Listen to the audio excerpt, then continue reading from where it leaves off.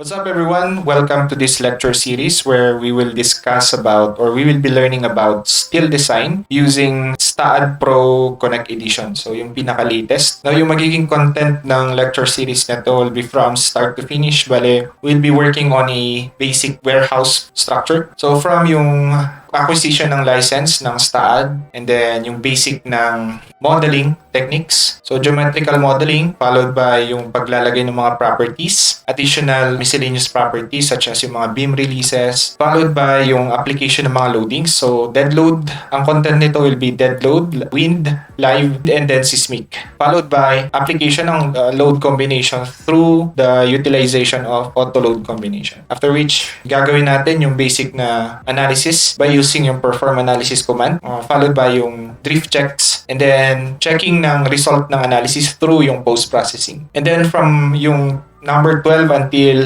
number 21, this will contain all of yung steps na gagawin natin for yung actual na steel design. So yung basic na parameters na gagamitin natin sa steel design coming from the code, so NSCP and then AISC 360 2015. 2005, hindi 2015. And then the utilization of optimization commands such as yung select commands and then select optimize and then yung mga grouping. And then for the last remaining videos, we are going to cover yung utilization ng RAM connection para i-design yung connection ng mga steel elements natin. Okay? So yun lamang guys. Enjoy watching the videos.